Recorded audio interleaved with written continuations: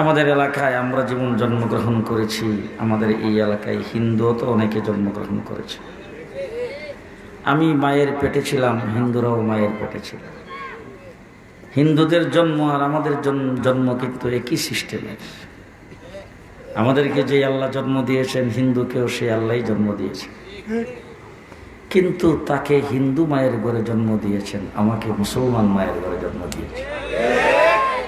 খুশি না বেলা? আমার বন্ধুগণ, আজকে গোটা পৃথিবীতে 200 কোটির উপরে মুসলমান, 200 কোটির উপরে। মুহাম্মদুর রাসূলুল্লাহ সাল্লাল্লাহু আলাইহি ওয়াসাল্লামের আগে পৃথিবীতে আল্লাহ পাক 1,24,000 পয়গম্বর পৃথিবীতে প্রেরণ করেছেন। কোন কোন নবী হাসরের ময়দানে উঠবে, উম্মত একজনও নেই। কোন নবী উঠবে 1 জন, 2 জন, 5 জন, 7 জন উম্মত। হযরত নূহ আলাইহিস সালাতু ওয়াস সালাম 950 বছর নবী। কয় বছর? আপনারা আমার কথা বাংলা ভাষা বুঝতেছেন তো? বুঝলে আপনারা যে জিন্দা আছেন এটা আমার জানায়েন। কয় বছরের নবী?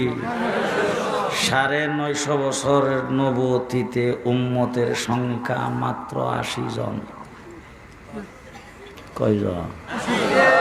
ভালো করে বুঝেন, 80 জন। আমার নবী মুহাম্মদুর রাসূলুল্লাহ সাল্লাল্লাহু আলাইহি ওয়াসাল্লাম মাত্র 23 বছরের নবী। 23 বছরের 13 বছর পর্যন্ত মক্কা নগরীতে শুধু নির্যাতন আর নির্যাতন। তাইফের জমিনে পাথরের আঘাত খেয়েছে, রাস্তা দিয়ে হাঁটতে গেছে, রাস্তার মধ্যে কাঁটা বিছিয়ে দিছে। হারাম শরীফে যায় সেজদায় গেছে, উটের নারী বইয়াই না, পশা নারী বইয়াই না, গাড়ির উপরে রেখে দিছে। মুহাম্মদুর রাসূলুল্লাহ সাল্লাল্লাহু আলাইহি সাল্লামকে সওয়াবে আবি তালিবের ভিতরে বন্দী করে রাখা হয়েছে। আমার রাসূল সাল্লাল্লাহু আলাইহি সাল্লাম 13টা বছর পর্যন্ত নির্দ্বিধায় দাওয়াত দিতে পারে নাই, দ্বীনের প্রচার করতে পারে নাই। নির্যাতনের পরে 13 বছরের পরে রাসূল হিজরত করে মদিনায় চলে গেছে। মদিনায় যাওয়ার পর 1 বছরের মাথায় আবু জেহেল 1000 সৈন্য নিয়ে মদিনায় আক্রমণ করতে গেছে। সেখানে রাসূল সাল্লাল্লাহু আলাইহি সাল্লাম প্রতিরোধ করার জন্য রাসূল বদর প্রান্তে যুদ্ধে অবতীর্ণ হয়েছেন। উম্মতের সংখ্যা 313। কয়জন? 313। 1 বছর পরেই উহুদের যুদ্ধ, উম্মতের সংখ্যা 750। ষষ্ঠ হিজরিতে 6 বছরের মাথায় রাসূল সুলহ হুদাইবিয়া করেছেন। যাইতেছিলেন উমরা করতে, রাসূলকে হুদাইবিয়া নামক জায়গায় বাধা দেওয়া হয়েছে। সেখান থেকে রাসূল উমরা না করে চুক্তিবদ্ধ হয়ে তাদের সঙ্গে চুক্তি করে রাসূল ফেরত এসেছেন। সেখানে উম্মতের সংখ্যা 1400। 2 বছর পরে 8ম হিজরিতে রাসূল বিজয়ের বেশে মক্কায় প্রবেশ করেছেন। উম্মতের সংখ্যা 10,000। কয় হাজার? এর 2 বছর পরে 10ম হিজরিতে রাসূল আরাফার ময়দানে যায় দাঁড়াইছেন। উম্মতের সংখ্যা 1,24,000। 1,24,000। আল্লাহ তাবারক ওয়া তাআলা কোরআনের আয়াত নাজিল করেছেন, আল ইয়াউমা আকমালতু লাকুম দীনাকুম। আজকের দিনে তোমাদের দিনকে তোমাদের জন্য অল কমপ্লিট। All complete. উলামায়ে কেরাম এখানে আছে, ভালো করে বুঝতে হবে। অল কমপ্লিট কেমন করে কমপ্লিট? কমপ্লিট পর্যন্ত কি করলেন আল্লাহ পাক? আল্লাহ তাবারক ওয়া তাআলা বুঝাইতে চাচ্ছেন, ও আমার হাবিব, আপনি তো হইলেন রাহমাতুল লিল আলামিন, আর আমি হইলাম রাব্বুল আলামিন। আমার প্রতিনিধি নবী এই জমিনে প্রেরণ করেছি 1,24,000, আর আপনি হলেন রাহমাতুল লিল আলামিন। আপনার প্রতিনিধি সাহাবী, তার সংখ্যাও 1,24,000। নবীর সংখ্যা কত? 1,24,000। আমার নবী রাহমাতুল লিল আলামিন, তার উম্মত সাহাবীর সংখ্যা 1,24,000। আল্লাহর প্রতিনিধি নবী, নবীর প্রতিনিধি সাহাবী। জি, মুহাম্মদুর রাসূলুল্লাহ সাল্লাল্লাহু আলাইহি ওয়াসাল্লামের পরে পৃথিবীতে আর কোনো নবী আসবে না। নবুয়ত আল্লাহ পাক আমার নবীর দ্বারা খতম করে দিয়েছেন। আমার নবীর সাহাবীর পরে পৃথিবীতে আর কোনো সাহাবী আসবে না, সাহাবীও খতম। আজকে যদি কোনো ব্যক্তি দাবি করে যে আমি সাহাবী,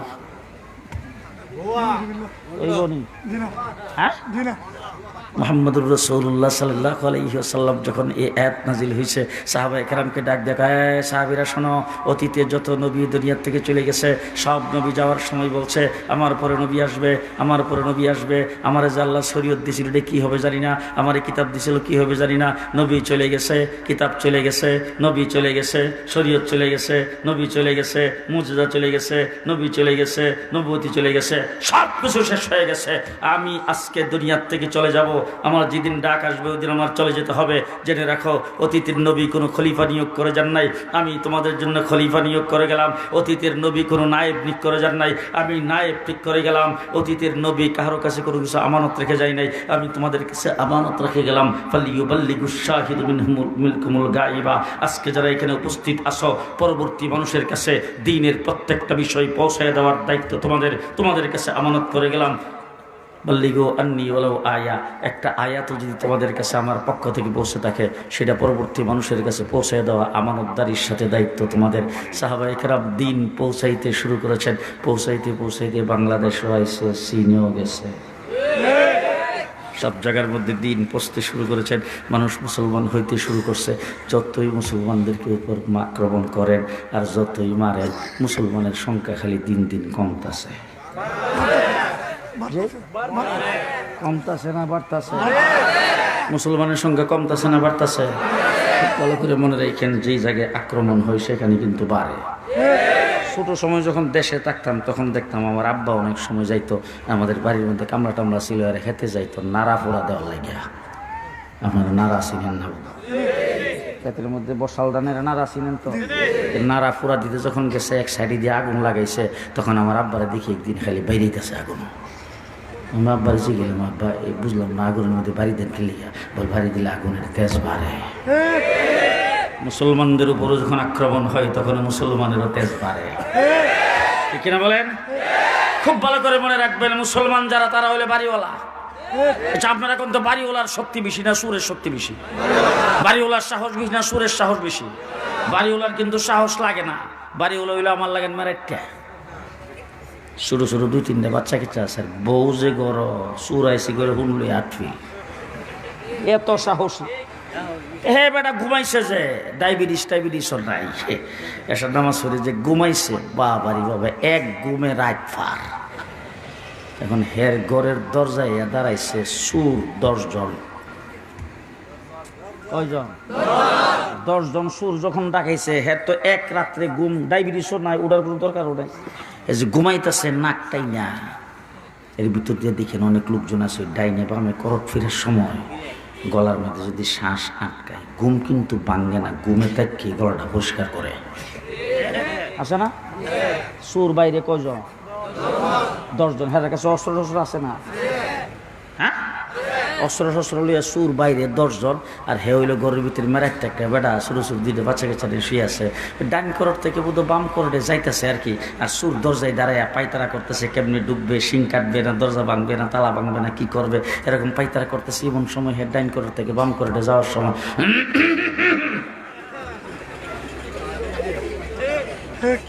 এখন বাকি ওয়াজটা আপনারা কলে দিলে আমি যেতাম না। এই যে ঘর থেকে যে গলা খাকরানি দিয়ে হের কি ঘুম ভাঙছে? এখন আপনারা কোন তো বাকি যে বাইরে যে 10 জন সুর আসিল ওই দিন, হ্যাঁ, একজন আরেকজন ডাক দেখো, সজাগ হয়ে গেছে, সজাগ হয়ে গেছে, সন্ধে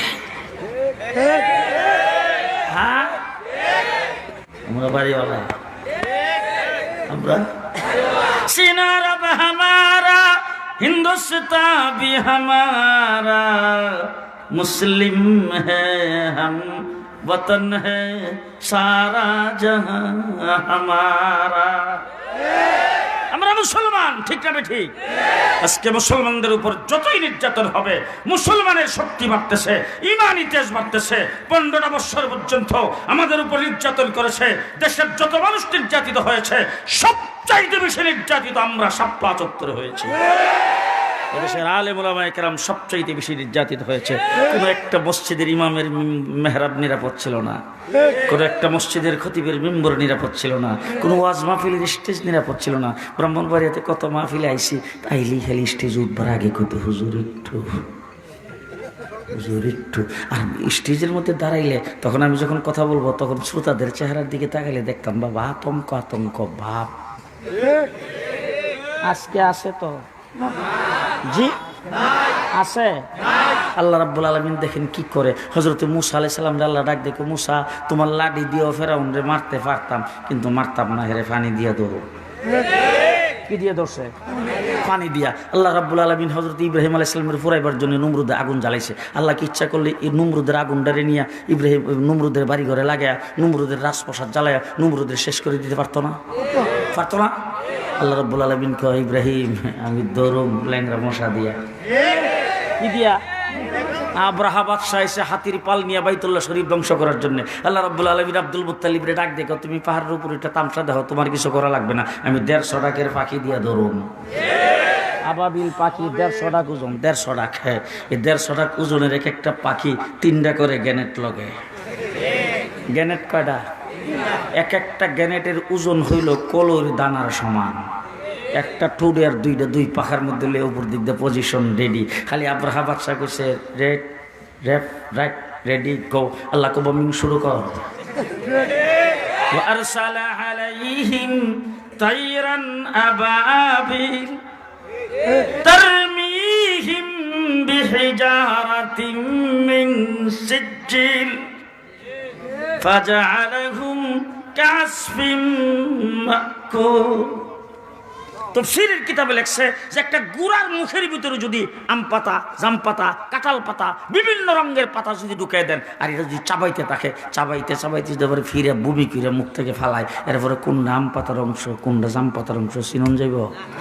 ওই শুধু পাখিগুলি যখন কলুর দানার মতো গ্রেডগুলি খালি নিচের দিকে ছাড়ছে, হাতির গুস্ত কোনটা, মানুষের গুস্ত কোনটা, হাতির হাড্ডি কোনটা, মানুষের হাড্ডি কোনটা, কিছুই চিনতে পারে নাই। আল্লাহ রাব্বুল আলামিন হেফাজতে ইসলামরে ডাক দিয়া কও, শাপলা চত্বরে নির্যাতিত হইছ, জেল জুলুম খাটছ, তোমরাও সবর করো। বিএনপি জামাত তোমরাও সবর করো। আমি তোমাদের দ্বারা ফালাইতাম না, ছাত্রদের দিয়া ধরুন। কারে দিয়া ধরছে? শুধু ছাত্রদের দিয়া বুক টান করে খাইছে, গুলি খাইছে, ফুরে গেছে, এরপরও লড়ে না। পুলিশ বাহিনী, সেনাবাহিনীর প্রধান, বিমান বাহিনীর প্রধান, নৌবাহিনীর প্রধান সব দিকে লেডি প্রধানমন্ত্রী হাসিনার সামনে। আর ধমক যে শুরু করছে, হ্যাঁ তোমার নিচের থেকে উড়াইয়া পদ পদবি দিছি, এই করছি সেই করছি, এখন তারা আমার কাছে কেমনে আসবে, তাড়াতাড়ি ঠেকাও। পুলিশ বাহিনীর প্রধানে উঠে ক ম্যাডাম গুলি ছাড়লে জিডেল গায়ে গুলি লাগবে, হিডার নিচে পড়বো, পাশে জিরে থাকবো, পেছনে যাবে না, সামনে আসবে। আল্লাহর কুদরত দেখছেন তো? কুদরত দেখছেন তো? বাস এখন আমি আপনাদের জিজ্ঞেস করতে যাই, ভাগ্যে যে গেল কো কথাই কই তো পালাবো না, খেলা হবে। 15 বছর পর্যন্ত খেলার মাঠে ছিলাম, জেলখানায় যাওয়ার আগেও খেলছি, জেলের থেকে বের করে খেলছি। গলার আওয়াজ কোন ডাউন দেখছেন? জি, তোমরা খেলা হবে বলছো, আমরা 15 বছর মাঠে ছিলাম। এখন চূড়ান্ত খেলার সময়। 15 বছর আমাদের সাথে তোমরা খেলতে পারো নাই, তোমাদের পুলিশ লীগের মাধ্যমে খেলছো। তোমরা যেখানে গেছো সেখানে প্রশাসনের লোক লাগাইছো। আজকে পুলিশ তোমাদের সাথে নাই, আসো কত দানে কত সাহস। চূড়ান্ত খেলার সময় এখন, মনে থাকবে তো? আচ্ছা পালাবো না কই, এখন গেছে কো? রিমান্ডের মধ্যে দৈনিক অন্তত 50 বার আমার গালি দিত, পাকিস্তানি রাজাকার। আরে আমি তো গোটা পশ্চিমা দুনিয়া ঘোরাফেরা করি, ইউরোপ, আমেরিকা, কানাডা সব জায়গায় আমি গেছি, কিন্তু পাকিস্তান আজ পর্যন্ত যাই নাই। পাকিস্তানের সাথে তো আমাদের কোনো বন্ধুত্ব নাই, পাকিস্তানে তো আমাদের শ্বশুর বাড়িও না, পাকিস্তানে তো আমাদের মামার বাড়িও না, পাকিস্তানে তো আমরা কোনো বাড়ি ঘরও করি নাই। তা আমাদেরকে পাকিস্তানি রাজাকার বলে গালি দিয়েছ। আর তোমরা পাকিস্তানি রাজাকার না, তোমরা আমাদের জন্য দেশটাকে আমাদের দ্বারা ক্ষতিকর মনে করছো। যারা আমাদেরকে পাকিস্তানি বলে রাজাকার বলে গালি দিতা, আজকে যারা ভারতে মুনির কুলে গেছো, তোমাদের বলবো আমরা পাকিস্তানি রাজাকার নয়, তোমরা সবাই ভারতীয় রাজাকার। সব ভারতীয় রাজাকারদের দ্বারা দেশ ক্ষতি কর না লাভ, দেশের জন্য ক্ষতি না লাভ। ভারতে যাই সর্বপ্রথম বাংলাদেশের হিন্দুদেরকে মাঠে নামে স্লোগান দিছে, ভারতের মানে বাংলাদেশের হিন্দুদের উপরে নাকি খুব আক্রমণ হইতেছে। কোথাও কোনো জায়গায় একটা সোয়াও হিন্দুদের গায়ে লাগে নাই। এরপরে 2 নম্বরে বিচারপতিদেরকে দিয়ে কু করতে চাইছে, হিডাও নস্বাত করে দিছি। আনসারদেরকে দিয়ে চাইছে, হিডাও নস্বাত করে দিছি। এরপরে বাংলাদেশের বাঁধ খুল্লা দিয়া ফানি মাইরা চাইছিল, একবারে চিটাং থেকে দইরা ফেনি নোয়াখালী ব্রহ্মপুরে শুদ্ধ ধ্বংস করে দিবে। আমরা সমস্ত পানি বন্দীদের কাছে যার যা কিছু আছে তাই নিয়ে দাঁড়াইছি। ঠিক কিনা বলেন, ঠিক কিনা বলেন? এরপরে ঘোষণা দিছে 10 তারিখে বলে আইব। ছাত্ররা রাস্তার মুড়ে মুড়ে ঢাকা শহরে নামছে, আর আমি তোলা রাশি দিয়ে বাড়ি সালাম দিছি, একটাও নাই। এইবার ইসকনকে মাঠে নামাইছ, এইবার হিন্দুত্ববাদী উগ্রবাদী হিন্দু জঙ্গি সংগঠন ইসকনকে মাঠে নামাইছ দেশের গোলাপানিতে মাছ শিকার করার জন্য। হিন্দুদেরকে বলবো, আপনারা আপনাদের মন্দিরে থাকেন, আপনারা আপনাদের পূজা মণ্ডপে থাকেন, আপনারা বাড়ি ঘরে থাকেন, আপনারা আমাদের নাগরিক ভাই, আপনারা নাগরিক সুবিধা ভোগ করবেন, আমাদের কোনো আপত্তি নাই। মেম্বার হবেন, চেয়ারম্যান হবেন, ব্যবসা বাণিজ্য করবেন, এমপি হবেন, মন্ত্রী হবেন, বিচারপতি হবেন, পুলিশ অফিসার হবেন, আমাদের কোনো আপত্তি নাই। নাগরিক সুবিধা আপনাদেরকে দেব। আপনাদের মন্দির আমরা পাহারা দিয়েছি, বাড়িঘর আমরা পাহারা দিয়েছি। তবে ইসকনের খপ্পরে পড়বেন না, ভারতে মোদির খপ্পরে পড়বেন না, আওয়ামী লীগের খপ্পরে পড়বেন না। যদি পড়েন জেনে রাখেন, আমরা পোল্ট্রি মুরগিও না, পোল্ট্রি মুরগি পালি না। আমরা কি পোল্ট্রি মুরগি? জি, আমরা মাদ্রাসা স্কুল কলেজে পোল্ট্রি মুরগি পালি। সুতরাং জানি রাখেন, আমরা পোল্ট্রি মুরগি না, পোল্ট্রি মুরগি আমরা পালি না। এবার খুব ভালো করে মনে রেখেন, 54 বছর হয়েছে বাংলাদেশ স্বাধীন হয়েছে। সর্বপ্রথম শেখ মুজিবুর রহমান সাবাইশা, সোনার বাংলা আমি তোমায় ভালোবাসি। এরপরে আসছেন আরেকজন আইসা ক নতুন বাংলা আমি তোমায় ভালোবাসি, আরেকজন আইসা ক সবুজ বাংলা আমি তোমায় ভালোবাসি। লেডি প্রধানমন্ত্রী 15 বছরে মডার্ন বাংলাদেশ, আধুনিক বাংলাদেশ, ডিজিটাল বাংলাদেশ, স্মার্ট বাংলাদেশ। এবার 5ই আগস্টে যে দেশ স্বাধীন হয়েছে, আগামী দিনে এই বাংলা হবে ইসলাম বাংলাদেশ। ইসলাম বাংলা কে কে রাজি? হাত উড়ান দেখি। বাংলা হবে ইসলাম বাংলা। রাজি আছেন? রাজি আছেন? এই বাংলা ইসলাম বাংলা করতে নিজের জীবন যদি দিতে হয়, জীবন দিতে প্রস্তুত, রক্ত দিতে প্রস্তুত, জান দিতে প্রস্তুত। রাজি আছেন তো সবাই?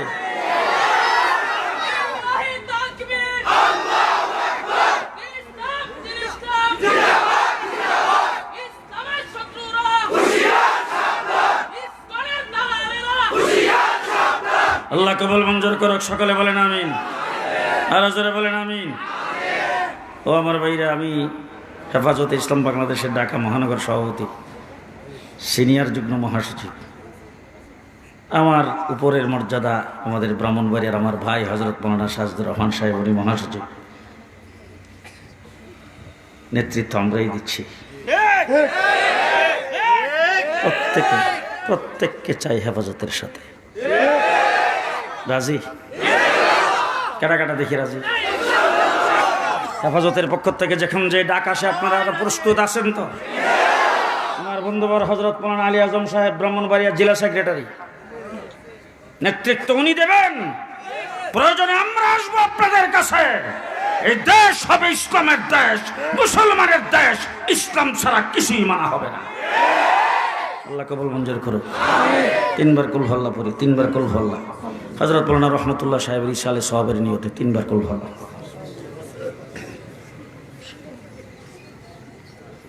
কুল হল্লা, কুল হল্লা।